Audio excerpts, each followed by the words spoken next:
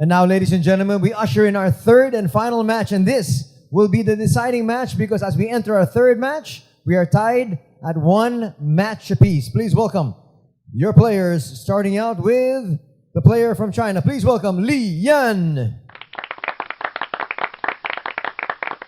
And from Hong Kong, Marco Fu. And your representatives from the Philippines, Francisco Django Bustamante. And of course, the living legend, Efren Bata Reyes. Again, this is a race to 5. Your referee, Benji Fard. And Anthony Zuntay bringing in the doubles match, our last match of the day. We would have still had a doubles match even if it gone 2-0 anyway. So this is going to be quite entertaining because now we're going to see who's going to take this one. Again, alternate break, race to 5, and this is doubles. They're alternating shots here, Bob. What do you call it? Scotch doubles? Scotch doubles. Yep. You know, when Gandhi Valye, and was it, who won the Asian Games gold with Gandhi Valye? Villanueva. Snooki, right? Snooki Villanueva, yeah. When they beat Chow Fong Pang and Yang Ching Shun, for that thing, it was not Scotch doubles. Oh. It was one guy playing the whole inning by himself. And Gandhi Valye told me that when it was Chow Fong Pang's turn to shoot, they never gave him a shot. They just gave him a safety every single time. Right. And they let the less experienced Yang Ching Yang Ching Shun do all the shooting. At the time, he was the least experienced of the two. This was in 1998. Yeah. Well, they couldn't do that. Those two guys couldn't do that with Scotch doubles because you alternate shots in every inning. And so the lag is won by the Filipino pair of Efren Bata Reyes and Django Bustamante. So Efren, who had just had that sorry loss against Marco Fu, and again, the bragging rights will be there. Marco Fu is going to go home to Hong Kong. He's going to go to work in London and say, hey, you know what? I went to the Philippines for the first time in my life, played 9-ball against the former 1999 world 9-ball champion, and beat him. Yep. That's still bragging rights. Beat him in a race to 15.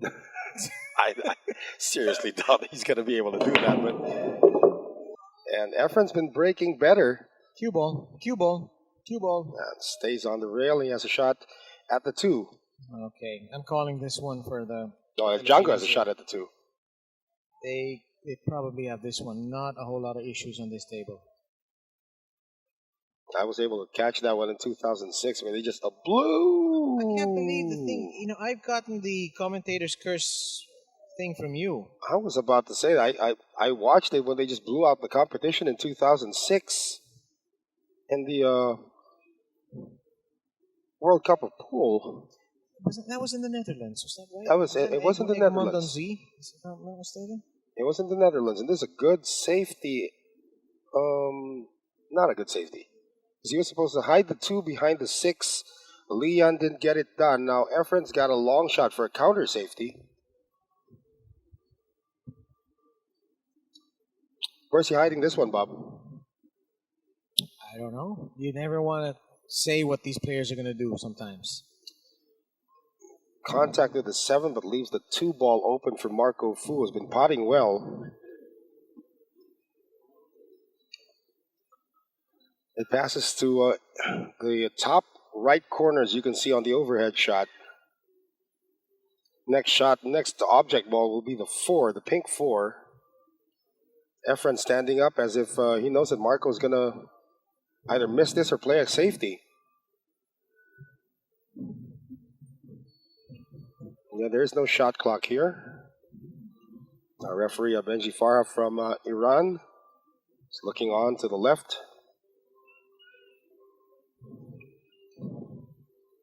I mean, this is not the World Championship, of course, but these guys are competitors. Yes, they are. They do not want to lose to each other. Believe me, they'll definitely want to win this match, and they'll be taking these shots and these racks in this match very seriously. There's a safety. Just to get behind the 8. Did it get there? Got there. That's a good shot. You know, safety is really harder than pocketing the ball. That is true.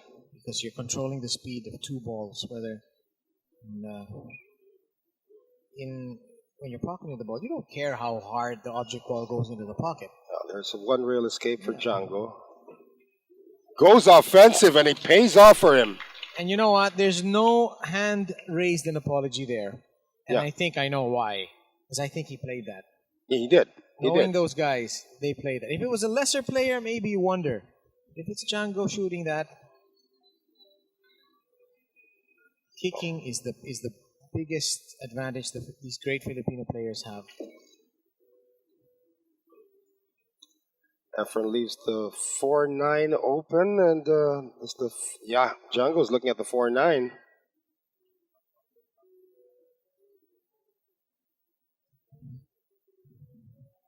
Oh no, he's gonna play a billiard.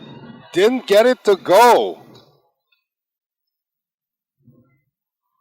Did not leave Lee Yan a pocket for the 4 though, but that was a very tough shot. Now Lee Yan, the 23-year-old, has to cut this into the corner. No, he plays safe again. Boy, this is going to be a long opening match. And he gets the 9 to cooperate a bit, but looks like Efren can see this one, Bob. Wow. And Efren's running out of places to hide the ball. Maybe you can't. Is there a way to use the 8 ball as a hider? So hard to predict. It's just bring the cue ball back. Bring the cue ball back. Played offense. Not It hit really. the jaw. He was actually, I think, playing safety there. It hit the jaw. Safety, but unfortunately for him to hit the jaw. So this is going to leave an open shot now for Marco Fu. He's got enough angle to come back for the 6. Is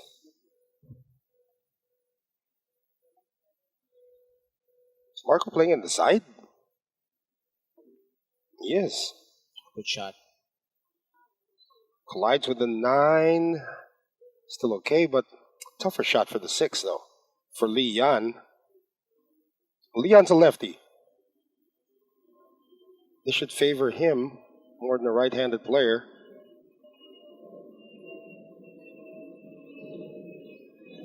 Shot to the side.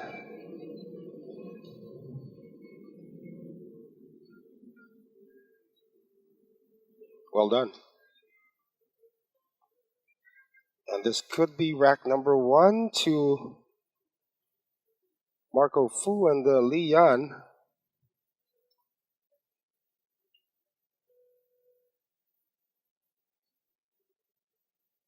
In Scotch doubles, you just want to play the shot that you know you want to hit next, right? And your partners, it used to be communication.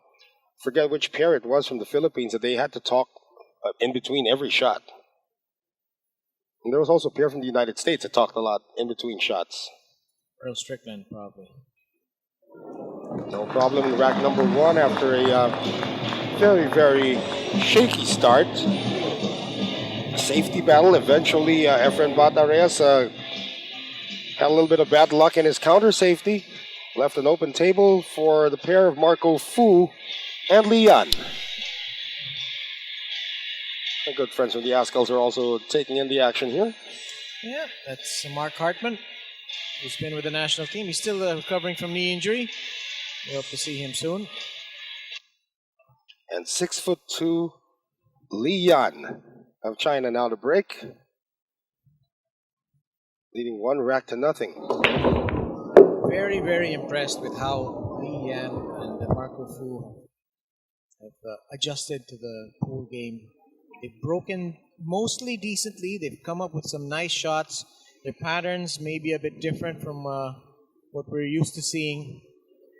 But, pocketing still the most important aspect of any pool game.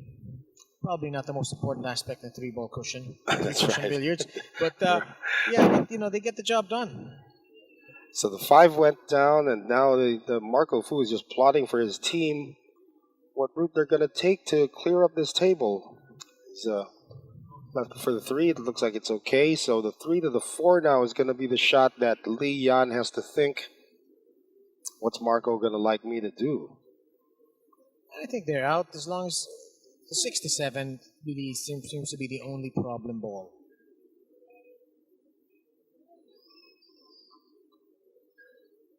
Yeah, that's going to go in. So He's wrong side here from 4 to 5. yeah, I think he's going to have to load up on right-hand English. Yeah, he is loading up on right-hand English. Well, he missed the shot. Yeah, And a lot of people are saying, how could these professionals miss a gimme like that? The answer is, then the people who actually say that don't know the sport of, don't know cue sports. Yeah, because there's a preparation involved for the next shot. It's just not about potting the ball. here's more inside English here.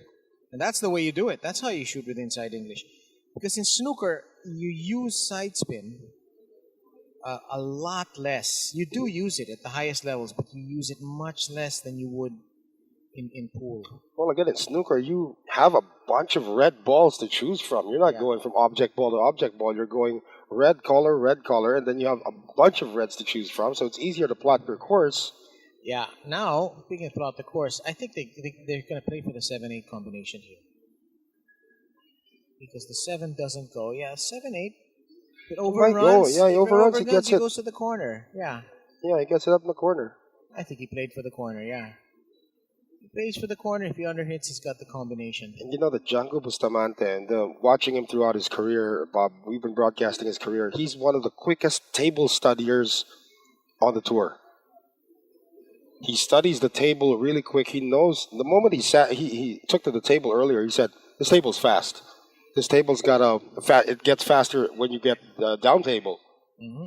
And he was the first to pick that one off. And Efren, going back to that rack that he lost earlier, as Efren does make the 9-ball to tie it up in one piece. That rack that he lost to Marco Fu when he went for the kick shot to the 9-ball. If he had taken into consideration Django's scouting report of the table, he might have hit that a little softer. Because Django knows that the table rolls more towards this side. I hear in the old Boston Garden there were a couple of dead spots there that the Celtics knew about, and I hear the timekeeper had to be a relative of Red Auerbach and stuff like that. And here in the Philippines, we had a college player once who played for Jose Rizal University when they were still known as Jose Rizal College. His name was Hernani Pondolan. He's one of the assistant coaches now in the PBA D League. He was the fastest study of the softness and hardness of the rim. That's an art form. That's an art form. When he was able to adjust to that, he would score more after he had adjusted to the rim. And this is going to be a good break. Anything to get an edge. No, it's a dry break, Bob. Excuse me. That was the cue ball was potted on the break. Lian sees an opportunity and looks like an open table. There are no balls tied up, no key issues. Traveling from the 1 to the 2 should be easy. Well, the 2 is not an easy pot. 2 is not an easy pot.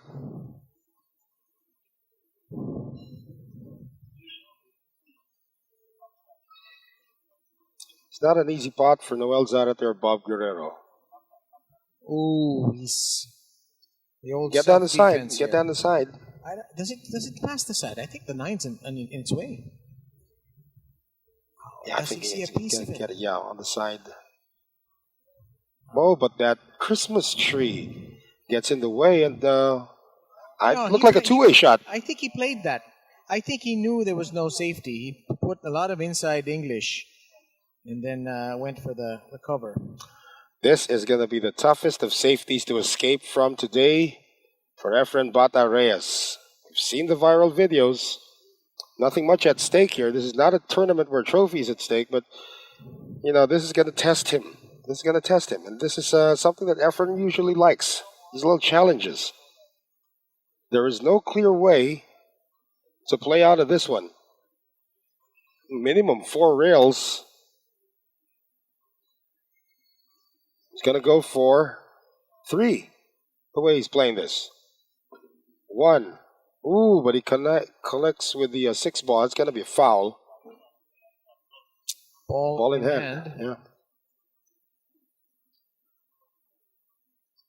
Golden opportunity now for Marco Fu to take the lead once again. Marco Fu and Lian.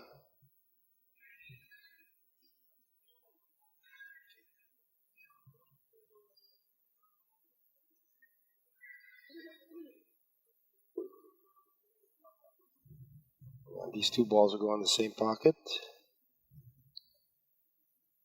Come back down for the 6.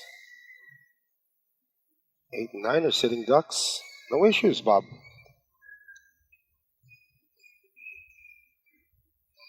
Yeah, these guys have figured out the table. They've gotten comfortable over the last hour or so. Well, Marco Fu has been potting very, very well. And this is what Efren feared, actually. Going up against snooker players, they are shooters. Yeah, you know, if you lock these two guys in a room and make them play a race to 100 against Efren and Django, there's no way that Efren and Django will not win. Oh, Well, hang on, man. that's Made a mistake why there. I was asking for the top shot. That didn't look like it was going to pass. Yeah, so as I was saying, if you lock them in a room, big race to 100 or something like that, Efren and Django will win every time. I remember. Race to 5, you Right. know, the visitors have a real chance. I remember doing a match, actually, as Efren and Django are going to get this one. I remember doing a match not too long ago. My partner, I had a partner by the name of Eric Centeno. We did a race to, what was that? A race to 100, I think it was, or a race to 50. Yang Ching Shun versus Dennis Arculio. Yeah. And that was winner's break on day number 1. It was a race to 25. It went hill. Uh-huh. Think about how sick that was. Think about how long that match was. As Django Bustamante puts it away. 2-1, right? Yeah, leading 2-1 now. So back-to-back racks won by the Filipino pair at the King Bally Charity Cup from the Venice Piazza in McKinley Hill. We'll be right back. Back with us here, ladies and gentlemen, at the inaugural King Bally Charity Cup. Once again, brought to us by our friends from King Bally, one of the fastest rising sports promotions company in Asia. You can see the break successful once again for Marco Fu. There's a good quality that we've seen here in this match, Noel. Yeah, lots of good quality. Beautiful pool. Especially from China. From the China, yes. Yeah. These two players just really just gorgeous pool. Well, although Hong Kong has already been absorbed by China after 1997, Hong Kong still competes as a sovereign country. That's right. In international competition, including the Olympics. So when Marco Fu earlier at the press conference, do I say you're from China? No, I'm from Hong Kong. That's right. I say, and they still have the flag. In fact, during the FIBA basketball tournament, FIBA Asia basketball tournament, Hong Kong showed a lot of improvement as a team. They gave Gilas. That was in 2013. Yeah. A really, really tough game. I remember. I was there. But there's good quality from China. Yeah, also, there's a lot. Yeah. The pool players and everything, really. They also have some members of their media here to actually cover this event. And they were actually quite animated during the press conference. You know, you're so used to having press conferences in the Philippines where everybody's like, you know, you ask the question. No, you ask the question. But the Chinese media, when they came here, they just started firing away. They fired away at Django. They fired away at Efren. And we even had to get an interpreter who spoke, that's a double whammy. It only counts as one foul, of course, but it's interesting that the template's still on the table. There you go. Benji's finally taking it off. Yeah, Benji's, of course, quite an experienced billiards referee from Iran, but sort of calls the Philippines his home as well. Speaks very fluent Tagalog. And look at this, a gimme. They're going to lead 3 racks to 1 after this.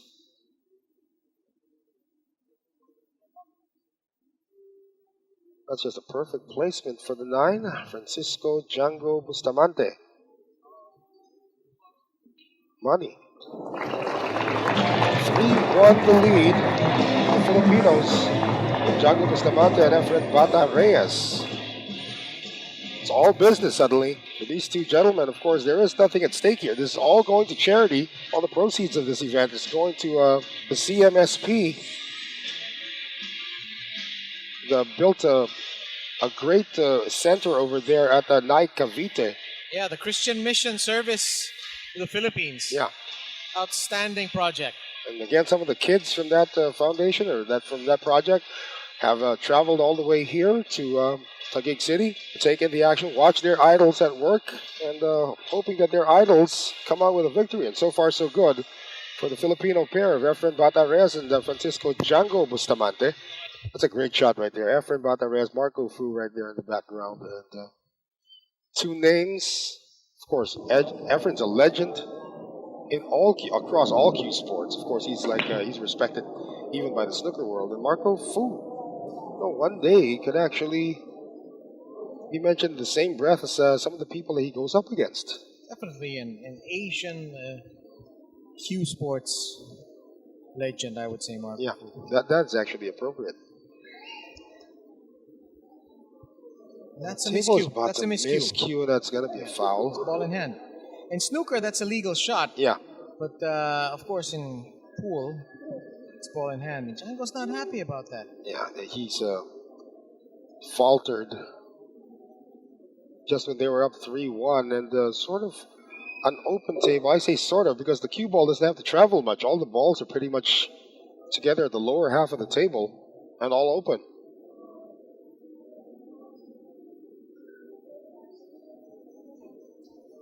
Nice little bent over stance there by Marco Fu.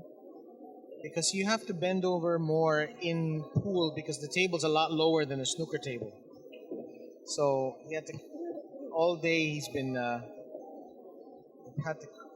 hope everything is all right with the... Yeah, that's a great stance. Excellent stance. Yeah. And the stance is 45 degrees. The feet are 45 degrees to the table. As opposed, sorry, check it, 90 degrees to the table as opposed to 45 degrees. You can see from the overhead shot that they have very little work left. Tandem of Li Yan and Marco Fu. This is for 3-2. We got a real grandstand finish coming up here in this deciding match. So 3-2, still in the lead. Francisco Django Bustamante and Efren Reyes, but Li Yan on your screens able to give them a bit of a breather. They break the 2-rack winning streak of the Filipinos. They'll be coming up to break as well in rack number 6. We're good to go. Yeah, 3-2. Li Yan will be coming up to break. Benji Farha puts the cue ball on the table. We are underway in rack number 6. Again, 23 years old, just turned pro a few years ago. The name of that young man from Chinese Taipei escapes me as he's lost the cue ball. Yeah, that was not a good break. He hit about 1/4 of the ball and it went around and he totally lost the cue ball. But it's the pool break is a shot that the snooker players just never practice. Well, I think Steve Davis got it down to a science when he said this break is either soft or very soft. But that back when they still allowed the soft break, which they don't anymore. You were mentioning a Chinese Taipei player? Yeah. His name escapes you? Name escapes me. He was a young kid. He was chubby once, and then he lost a lot of weight. And then he That's Wu Chia-ching. Wu Chia-ching. There you go. Yeah. Now he had a hammer break. Yeah. And it looks like the Filipinos are gonna be able to run out here. Yeah, and it's Django getting the 4. Doesn't want any more miscues. Hitting with a lot of purpose. Efren's got this one. He really banged that one in. Yeah. With a lot of conviction, didn't he? Yeah. So Efren has the 6. It's going to go 1 rail down and make that 2 rails down. Hit that one really hard as well. Oh, what a nice 2 great shots there from the Filipinos, but it's very, very straight onto the 7. Well, Efren's going to be the one hitting the 8. Django tries to give him, oh, wow, the way Django just played off the spin. Yeah. Helps Efren in position for getting this 8 ball.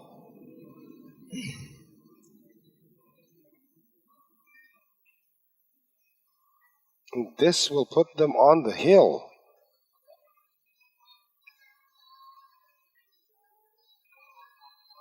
He's okay.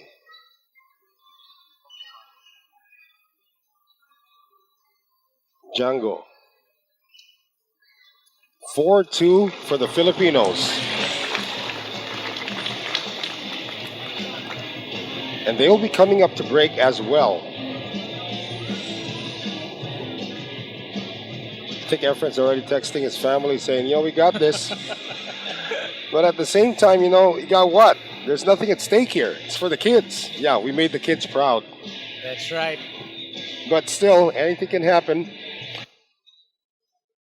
This is a really bad time if they get a dry break here. They are going for the win. Breaking for the match, Francisco Django Bustamante of the Philippines. Dry break. But that's the way you control the cue ball. It is a dry break. No reward. What a shame. And you can tell, Bob, from the overhead shot, the minute he struck it, nothing was going to go down unless it hit another ball. But he really slapped that cue ball. Just really slapped it and hit it at the right thing for the cue ball to stay there. Whatever you say, Mr. Guerrero. Yeah, get it at just the right force. That is unfortunate. That was a tough shot. Are there any issues with the table? We have the 5 and the 8 lined up over at the left side of the table.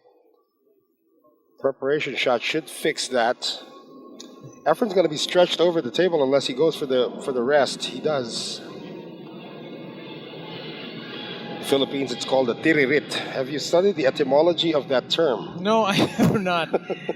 Pool players call it. It's like one of the funniest words you're ever going to hear. Oh, Yeah. Efren. The official name is mechanical bridge. Americans call it the rake, and British players call it call the it rest. the rest. Yeah.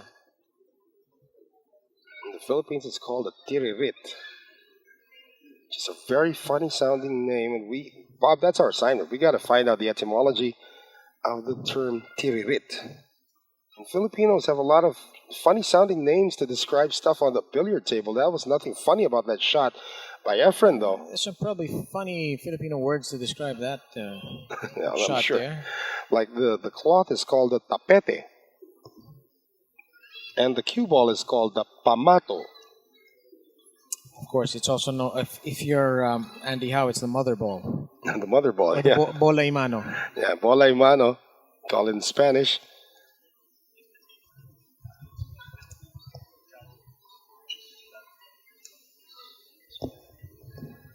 Okay, so safety battle will now ensue. The Philippines are on the hill here. Yeah, they're up 4-2.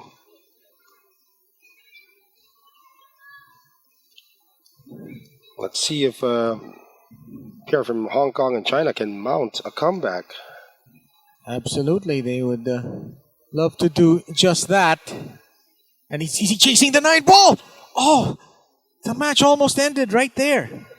Right there. But this gives a little bit of hope for the Philippines, or for for the Chinese pair, rather, from Hong Kong and China. It's almost a completely open table, but this is the tester. The shot from the cue ball, or the 2 ball, going to the 4 ball. Now, the 2 ball is a missable shot. And they're going to play it safe. And I think he was kind of chasing the 9 there. Maybe a two-way shot, which snooker players will call a shot to nothing. But I think this 2 ball does pass. It does pass. From that shot, from that angle, it does pass. So, yeah, this looks like an open rack. Once again, it's... Well, we spoke too soon. Django stood up on that ball a little bit too much movement on the play. I don't know if there's any tension in this match. There's really nothing at stake in terms of a trophy, in terms of a championship. That's one of those wild shots that the... One of those wild shots that gets rewarded. And Lee Yan, probably the luckiest shot of the day. Now, there's a shot on the 4. Now, the key shot here, Bob, is from the 4 to the 5. The 3, then the 4 to the 5. I think they're going to go up and down for this one. They're out. They should be out here.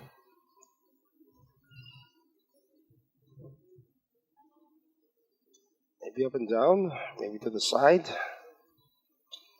Best shot to get to the position on the 5 would be the up and down. That's what they're going to do. Two Chinese players with very good shape on this 5-hole. Right.